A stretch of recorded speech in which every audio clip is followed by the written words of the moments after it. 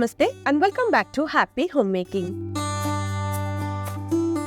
I'm sure हम सारे homemakers अपनी किचन चोर्स को आसान बनाने के लिए हमेशा कुछ न कुछ छोटी छोटी ट्रिक्स की तलाश में लगे रहते हैं। इसलिए आज इस वीडियो में भी आप सबके साथ शेयर करेंगे कुछ basic yet useful kitchen tips जो कि आपका किचन चोर्स को इजी बनाने में आपको किसी न किसी तरीके से जरूर हेल्प करेगा। वीडियो अगर अच्छा लगे तो इसे लाइक करना और चैनल को सब्सक्राइब करना बिल्कुल ना भूले। तो चलिए शुरू करते हैं आज का वीडियो।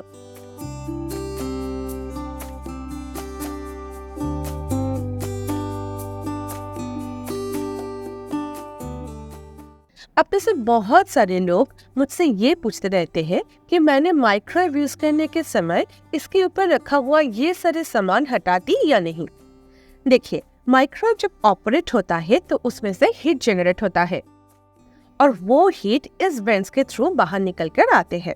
इसलिए माइक्रोवेव ऑपरेट करते हुए हमें ये ध्यान में रखना पड़ता है कि ये जो वेंट्स थे वो किसी भी तरह से ब्लॉक ना हो जाए। मेरे पास जो माइक्रोवेव है उसके सारे वेंट दोनों साइड में और पीछे की तरफ है। माइक्रोवेव टॉप के ऊपर कोई भी वेंट नहीं है। मेरा माइक्रोवेव के ऊपर का साइड टोटली क्लीन है, इसलिए अगर इसके ऊपर सामान रह भी जाए तो भी कोई वेंट ब्लॉक नहीं होता। इसलिए कोई भी इशू मैं फेस नहीं करती हूँ। मैं लास्ट 7-8 साल से इसी तरीके से ये माइक्रोवेव को यूज करते आई हूँ और आज तक सिर्फ एक बार मुझे इसका सर्विसिंग करवाना पड़ा, वो भी टोटली डिफरेंट रीजन के लिए।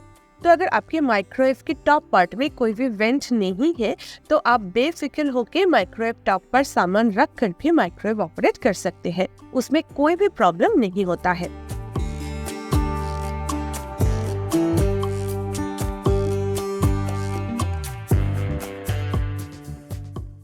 किचन में काम करते हुए किचन नैपकिन पर अक्सर हल्दी का दाग लग जाता है।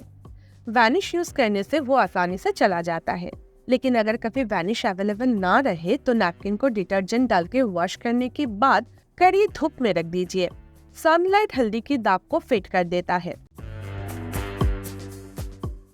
अगर थोड़ा बहुत दाग लगा हुआ है तो वो पूरा क्लीन हो जाता है, लेकिन अगर बहुत ज्यादा दाग है तो वो ऑलमोस्ट 85% तक फेड हो जाता है। वैनिश यूज करने के अलावा किचन नैपकिन से हल्दी का दाग हटाने का ये सबसे आसान तरीका है। जरूर ट्राई करके देखना।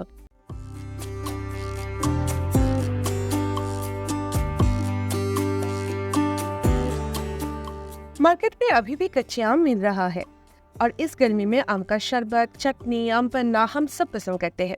इसलिए मैं कच्चे आम को पहले से ही थोड़ा प्रिपेयर करके फ्रिज में रख देती हूँ। सबसे पहले आम छोटे छोटे टुकड़ों में कट कर लेती हूँ,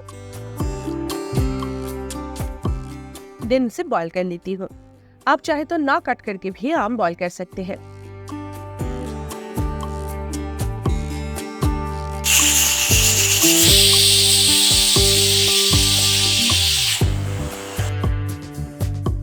अभी उसे एक ब्लेंडिंग जार में लेकर अच्छे से पीस लेंगे। इसमें पुदीना के पत्ते भी डाला जा सकता है, मैं नहीं डालती क्योंकि इस पाक को मैं और भी डिफरेंट तरीके से यूज करती हूँ। एनीवे, अभी इसे ठंडा करके एक कंटेनर में स्टोर करके रख देंगे। आप इस पाक को किसी भी आम की रेसिपी के लिए यूज कर सकते हैं।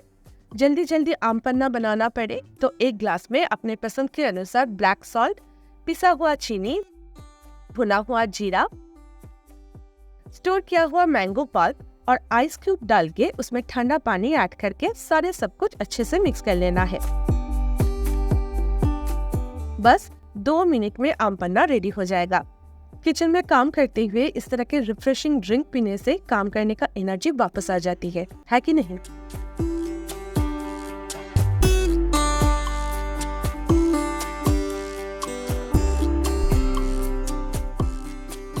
बंगाली घरों में समर के टाइम एक दाल की रेसिपी बहुत ही पॉपुलर है और वो है टॉक दाल या फिर आम दाल। उसे बनाने के लिए आपको मसूर की दाल बॉईल करना पड़ेगा।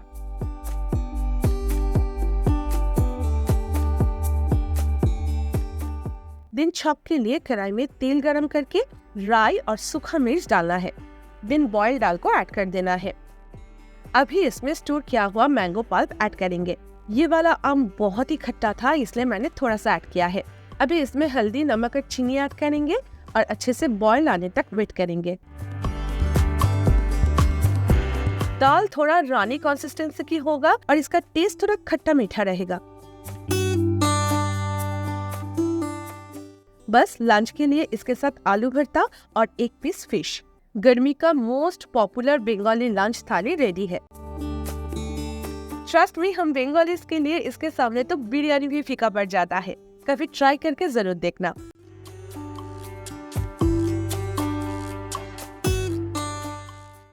खीर तो हम सभी के घरों में बनता है ना? मेरे घर में तो सभी को खीर बहुत पसंद है। चावल की खीर हो या फिर सिमाई की खीर, दोनों ही बहुत टेस्टी होता है। मैं जब भी खीर बनाती हूँ तो चीनी के बदले गुड़ यूज करती हूँ। इससे ना खीर का टेस्ट और भी बढ़ जाता है। लेकिन साल भर तो अच्छा गुड़ मिलना पॉसिबल नहीं होता है। इस प्रॉब्लम का एक इजी सोल्यूशन है। गुड़ अगर ना मिले तो खीर बनाने के लिए गुड़ के बताशे यूज किया जा सकता है। गुड़ के बताशे साल भर हमें मिल भी जाते हैं और खीर का टेस्ट भी एकदम गुड़ जैसा ही होता है। नेक्स्ट टाइम जब भी आप खीर बनाएं तो चीनी के बदले जरूर गुड़ या फिर गुड़ के बताशे यूज करके देखें।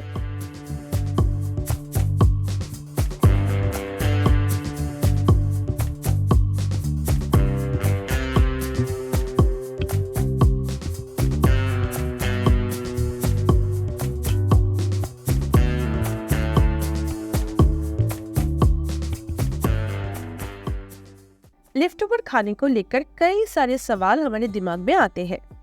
सबसे बड़ा सवाल ये है कि वो हेल्दी है कि नहीं, खाने का न्यूट्रिशनल वैल्यूज बरकरार रहते हैं कि नहीं, है ना? देखिए, आप जब भी कुकिंग करते हैं तो इंग्रेडिएंट्स का थोड़ा बहुत न्यूट्रिएंट्स जैसे कि विटामिन B12, विटामिन C, कुछ एंटीऑक्सीडेंट्स सब डिसॉल्व हो ही जाएगा, उसे आप रोक नहीं सकते। और लेफ्ट ओवर फूड से भी इससे ज्यादा न्यूट्रिएंट्स डिसॉल्व नहीं होता है। अभी सोचिए, हम तो सिर्फ कुक फूड नहीं खाते हैं, है ना? हम फ्रूट्स खाते हैं, सलाद खाते हैं, नींबू खाते हैं, दही रायता खाते हैं और इस तरीके से इन सारे विटामिन और एंटीऑक्सीडेंट्स तो हमें फिर से मिल ही जाते हैं। देखिए, इस गर्मी में हर रोज 4 बार खाना पकाना या फिर आउटसाइड फूड खाने से लेफ्ट ओवर फूड खाना तो 100 गुना अच्छा है। अगर 2-3 चीजें ध्यान में रखेंगे तो लेफ्ट ओवर खाना खाने से कोई भी हेल्थ इश्यूज नहीं होगा। एक 48 आवर्स यानी कि 2 दिन पुराना फूड आइटम्स कंज्यूम ना करना ही अच्छा है। सेकंड, खाना बार बार रीहीट ना करें।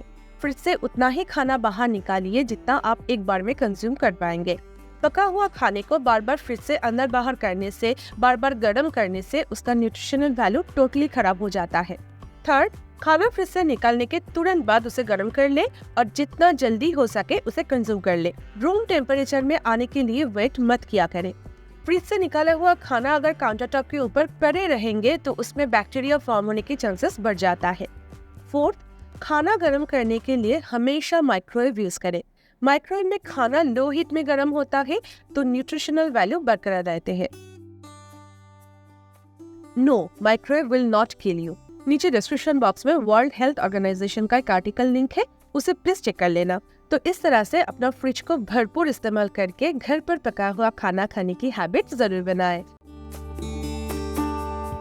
आजकल इतनी गर्मी में पसीने के कारण ऑलमोस्ट ऑल्टरनेटिव डेज में शैम्पू करना पड़ता है, लेकिन केमिकल बेस्ड शैम्पू बार बार यूज करने से बाल ड्राई एंड डैमेज होने लगता है। हेयर का जो इलास्टिसिटी है वो कम होने लगता है, इसलिए हम हेयर ब्रेकेज की प्रॉब्लम फेस करते रहते हैं। हिबिस्कस मतलब गुड़हल के फूल और कारी लिप्स इस प्रॉब्लम का सोल्यूशन है। लेकिन आजकल की बिजी लाइफ में फ्रीक्वेंटली इस तरह का DIY हेयर पैक बनाना तो पॉसिबल है नहीं, इसलिए हमें ऐसे शैम्पू चूज करनी चाहिए जिसमें इन दोनों इंग्रेडिएंट्स का ही बेनिफिट हमें मिल जाए। और मामाअर्थ का hibiscus damage repair shampoo and conditioner इसके लिए बेस्ट ऑप्शन है, क्योंकि इसमें हिबिस्कस और कारी लिव्स दोनों का ही गुडनेस इन्फ्यूज्ड है। मामाअर्थ का hibiscus hair shampoo damage hair को रिपेयर करता है, जिसके वजह से उसे रूट से नरिशमेंट मिलता है और हेयर स्ट्रॉन्गर बनने लगता है। एंड हेयर का सारे science of damages like rough, dry, tangled hair, split ends को भी रिपेयर करता है। Hibiscus damage repair shampoo and conditioner कुछ दिन यूज करने के बाद अगर फिर से इलास्टिसिटी टेस्ट करेंगे तो देखना हेयर टूटेगा नहीं।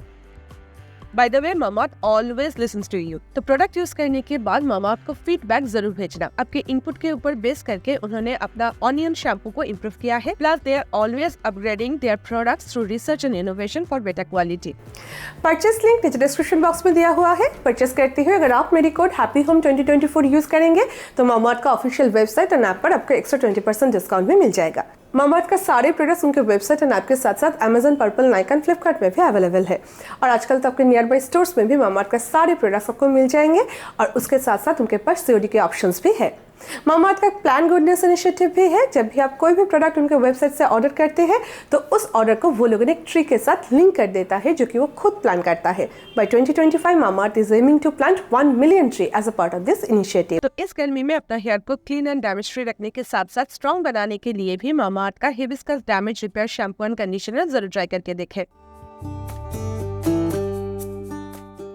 किचन में हम कई तरह के नैपकिन यूज करते रहते हैं।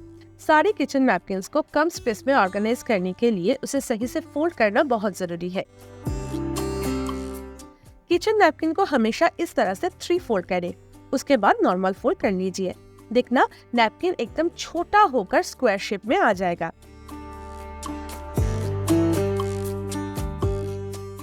और तब उसे इजीली किसी भी ड्रॉयर या फिर बास्केट में स्टोर करके रखा जा सकता है।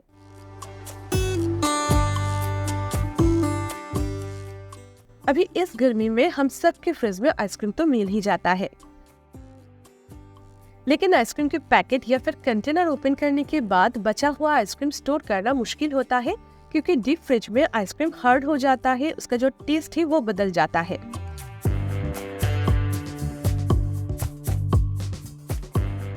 इसलिए मैं जब भी कोई भी आइसक्रीम का पैकेट या फिर कंटेनर ओपन करती हूँ तो बचा हुआ आइसक्रीम मैं जिपलॉक बैग में स्टोर करके रख देती हूँ। इससे आइसक्रीम हार्ड नहीं हो जाता और उसका टेस्ट कभी भी खराब नहीं होता।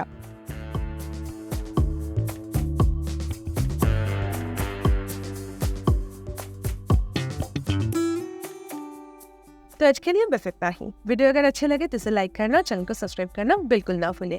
मैं मेरी तरफ से फिर मिलूंगा एक नए वीडियो के साथ next Sunday. Until then take care, lots of love from Happy Home Making. Bye bye.